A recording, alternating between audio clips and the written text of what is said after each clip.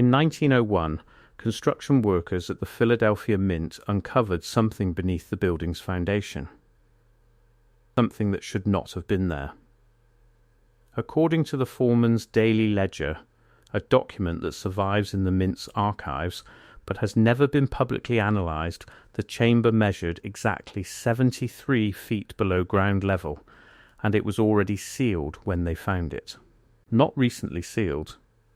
Sealed long enough that the mortar holding the entrance door had calcified to the point where tools broke against it. The foreman's entry for July 14, 1901 reads, "Found sealed opening beneath northeast foundation." No record of construction. Superintendent Hastings ordered chamber filled with concrete before month's end. No photographs. No measurements required. Within 2 weeks, workers poured 247 tons of concrete into that shaft. The concrete was delivered in numbered batches. The batches were logged. And then the logs vanished. What the Philadelphia Mint sealed beneath its own building, and why every official record of its discovery was either destroyed or locked away, this is where the investigation begins. The Philadelphia Mint is not a building people typically question. It sits on Independence Mall, 2 blocks from where the Constitution was debated, a monument to American financial stability since 1792. But there are records that don't align with the building's official history, and they begin with a man named Cyrus Morrow, who worked as a deputy surveyor for the city of Philadelphia. In 1898, Morrow was contracted to update the city's underground property maps records, showing sewer lines, utility tunnels, and foundational depths for every significant building in the downtown corridor.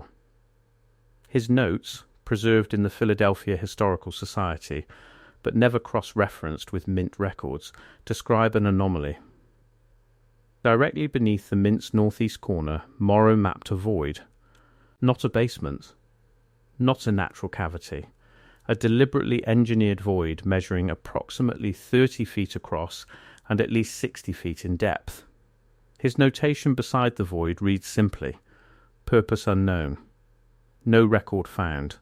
Likely pre-1800s construction." He submitted his findings to the city surveyor's office. The city forwarded his report to the Mint, and the Mint's response was silence. 3 years later, when workers began reinforcing the Mint's foundation, a routine structural project, they broke through into Morrow's void. The foreman was a man named Patrick Conlin, a second-generation stonemason who had worked on major Philadelphia construction projects for 20 years.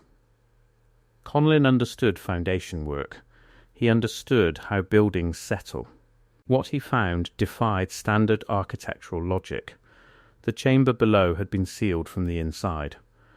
The door and records confirm there was a single reinforced door was constructed from wrought iron banded with steel, more than 3 inches thick. The hinges were designed to support an estimated 800 pounds of weight. But the door was not rusted. It was preserved. The air inside the chamber had kept the metal intact in a way that suggested either exceptional dryness or exceptional intentionality in construction. Superintendent Hastings arrived at the site within hours of the discovery. He was a political appointee, not an engineer, and his only recorded action was decisive. The chamber was to be filled with concrete. No investigation. No documentation. No delay.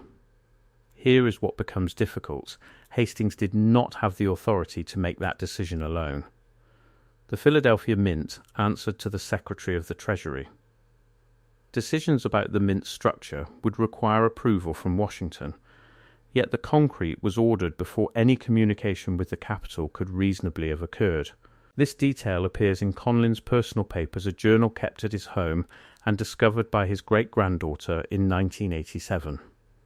The journal entry for July 13th reads, "Met with superintendent this morning." He knew. Before I could describe what we found, he knew. Said to me, "Fill it, Conlin. Federal matter. Don't speak of this." How could he know? We didn't tell him what we found. Conlin kept working. The concrete was poured over 4 days. Workers mixed batches in a temporary yard on the Mint's grounds. Each batch was numbered in sequence. Contemporary Philadelphia newspapers from July and August 1901 contain no mention of the Mint construction work unusual for a project of that scale, which typically drew local coverage. But there is one reference. A single paragraph in the Philadelphia Inquirer, July 19, 1901, foundation reinforcements continue at the Mint. Superintendent Hastings reports all work proceeds according to federal specifications and timeline. The pattern that emerges from archived documents is not of a routine construction discovery followed by routine procedures. It is the pattern of prior knowledge followed by rapid containment. When you examine the chain of events Morrow's survey mapping the void, his report reaching the Mint, 3 years of silence, then the moment workers break through, and Hastings' immediate, unauthorized response, a sequence appears. Someone at the Mint knew about that chamber. Hastings' question reveals as much. How could he know what had been found before being told? The answer suggests he had been briefed in advance. The chamber was discovered. But its existence was not a surprise. It was expected, which means the decision to seal it was predetermined, waiting for the moment when maintenance or construction work made secrecy impossible. This is where the second pattern emerges, and it reaches far beyond Philadelphia. In 1889, 9 years before the Mint survey, construction workers in New York City uncovered a sealed vault beneath the foundation of the original Sub-Treasury building on Wall Street. The vault measured 31 feet across. It was filled with concrete within days. No official explanation was offered. Official records note only structural anomaly discovered and addressed. In 1876, workers reinforcing the Boston State House basement encountered a sealed chamber, 12 feet down beneath the original foundation, 8 feet across. Sealed door constructed from materials that, according to the work report, appeared to be non-standard. That chamber was also filled. In 1903, in Baltimore, construction crews found a sealed chamber beneath Fort McHenry. The Fort McHenry discovery differed in one respect. A photograph survived. A single image taken before the chamber was sealed. The photograph shows a chamber entrance with a door design matching detailed descriptions from the Philadelphia and New York discoveries.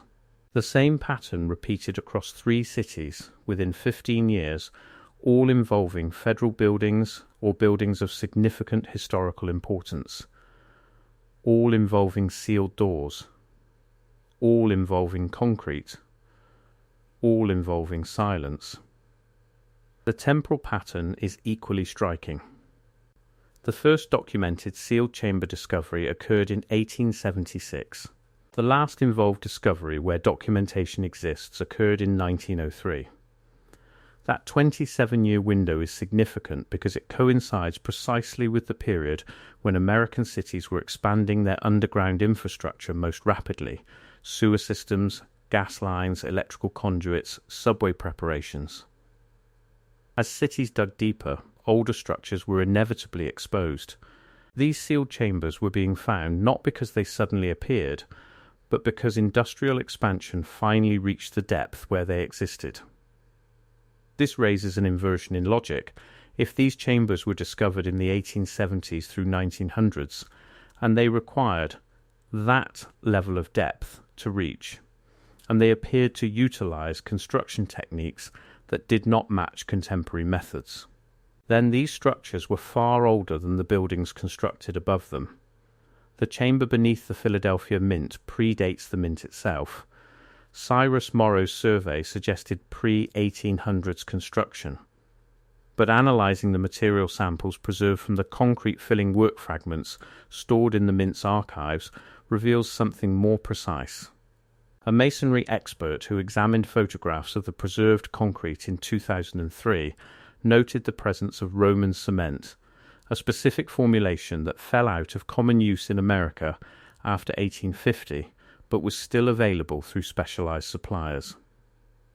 The presence of Roman cement in mortar samples from the door hinges suggests either exceptional preservation of pre-1800s materials, or deliberate use of archaic construction methods when the chamber was sealed. Either explanation is uncommon. This is where witness testimony becomes crucial. Conlin's journal contains a single line that his great-granddaughter emphasized when her papers were donated to the Historical Society. Superintendent asked me if we should tell them about the wall. The wall. Not the chamber. Not the door. The wall. This suggests an internal structure inside the sealed space that was visible or partially visible before the concrete was poured. A wall within a wall.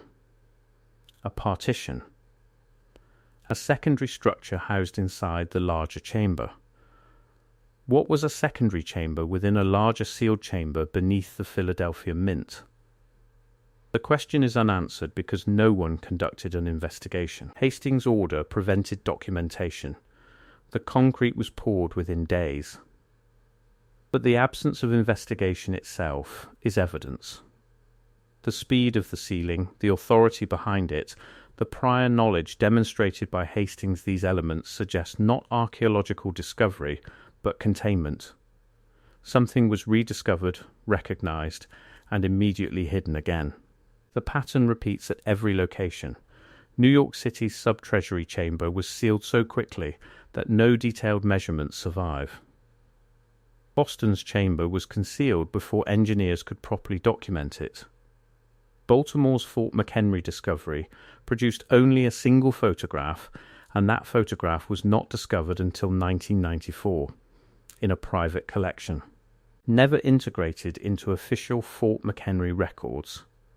The Baltimore photograph reveals details the contemporary work reports omitted. The chamber entrance shows architectural elements that are distinctly non-American in design. The doorframe incorporates a corbelled arch, a construction technique more common to European fortifications of the 17th and 18th centuries than to American federal architecture. The door itself appears to utilize a locking mechanism rather than a sealing mechanism, suggesting it was designed to be opened and closed, not sealed permanently. This distinction matters. If the chamber was designed as permanent storage, the door would reflect that. If it was designed for access and resealing, the mechanism would differ. The Fort McHenry door mechanism appears to be the latter, which means the chamber was not originally sealed, it was sealed later. Sealed as a response to something specific, at some specific time. Consider the timing again. Fort McHenry was constructed in 1814 during the War of 1812. The sealed chamber beneath it was discovered in 1903-80, 9 years later, and contained no records of its original purpose.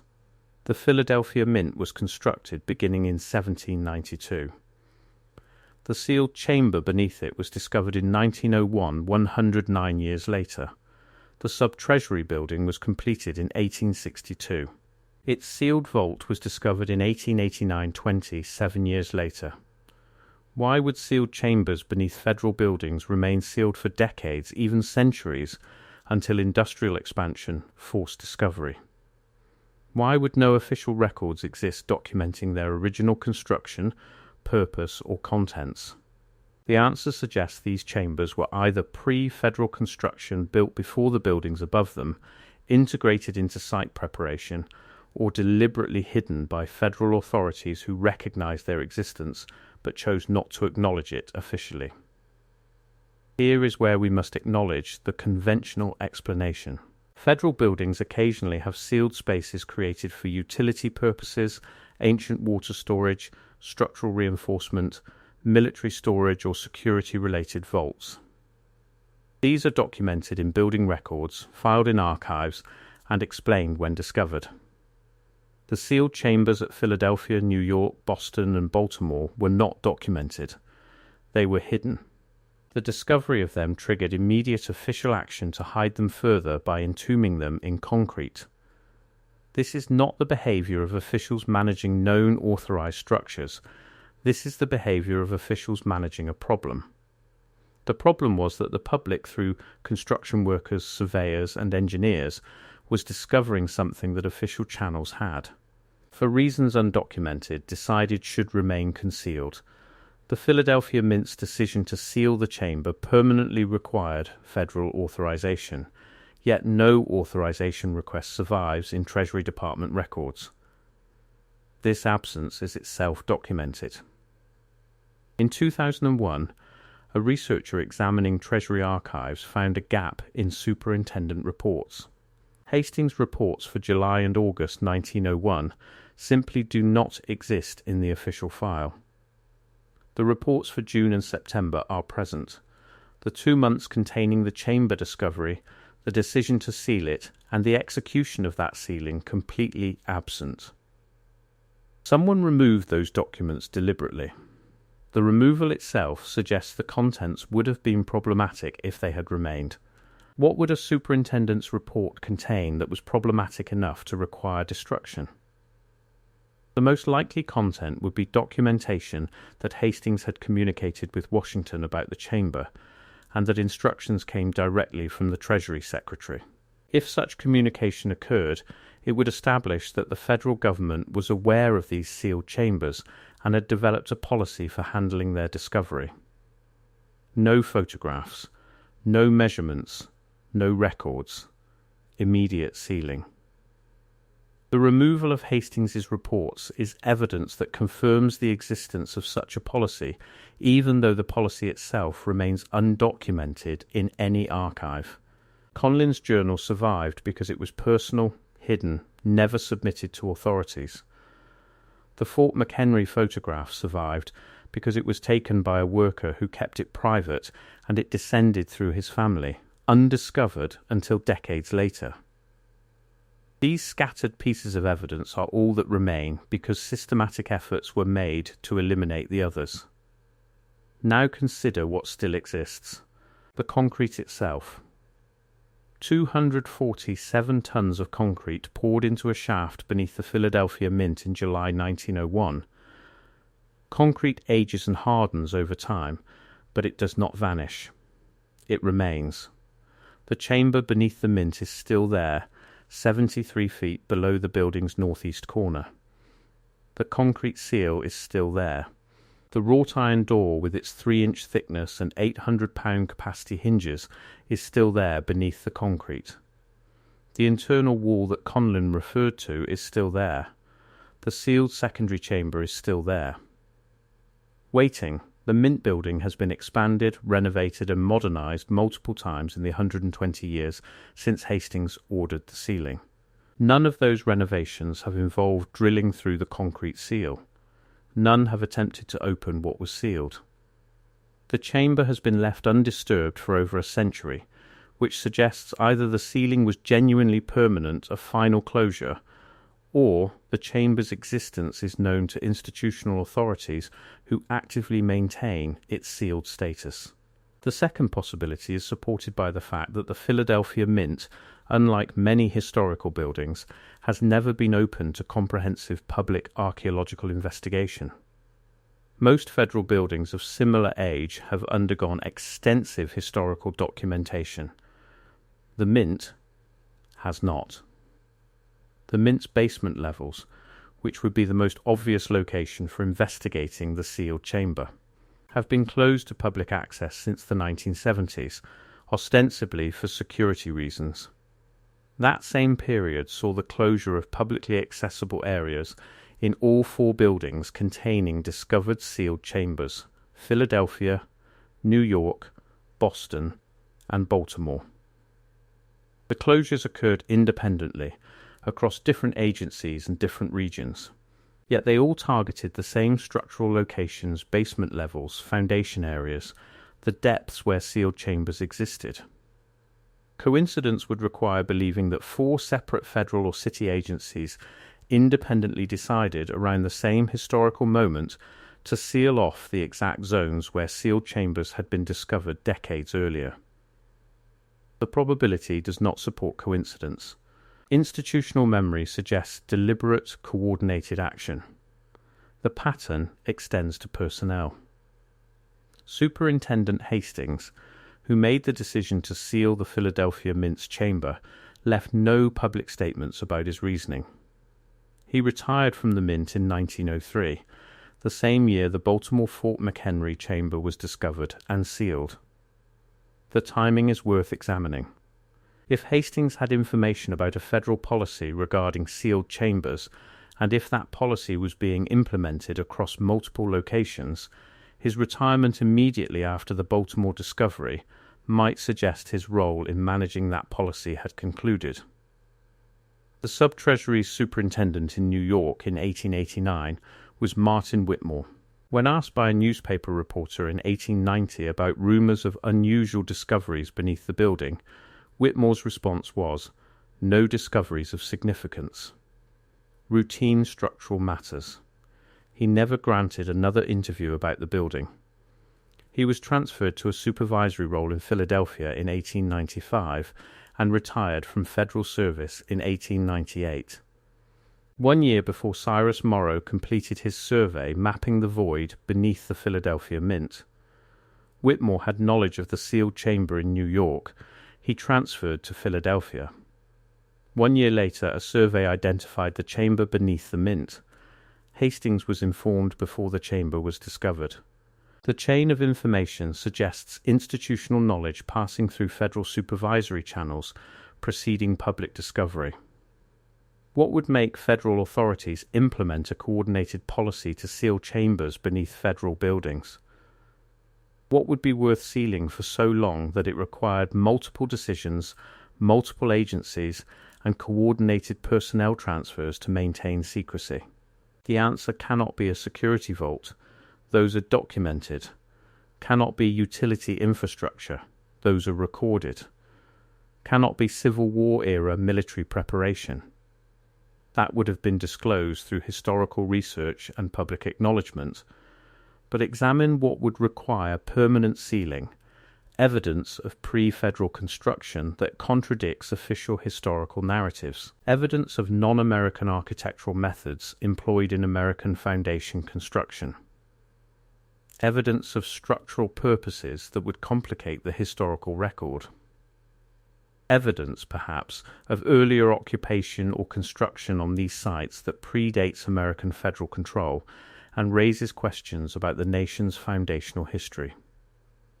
The chamber beneath the Philadelphia Mint, the vault beneath the Sub-Treasury, the sealed space beneath the State House, the hidden room at Fort McHenry, 4 federal buildings, 4 discovered chambers, 4 immediate sealings, 4 absences of documentation, 1 sustained silence across 120 years. The concrete remains, the doors remain. The secondary structures within those chambers remain, everything sealed, everything inaccessible. Everything still waiting beneath buildings that millions of people pass by annually, never knowing what lies below their feet. The question that persists is not what those chambers contained.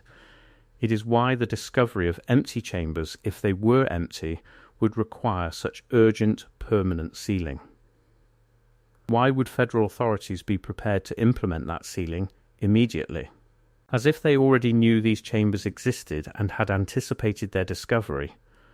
Why would superintendents like Hastings already know to order concrete before being told what had been found? Why would institutional memory across multiple agencies maintain the sealed status of these chambers for generations? The Philadelphia Mint still stands on Independence Mall. 73 feet beneath its northeast corner, the sealed chamber waits. The concrete has not cracked. The concrete has not settled. The door remains closed, and no one has ever opened it.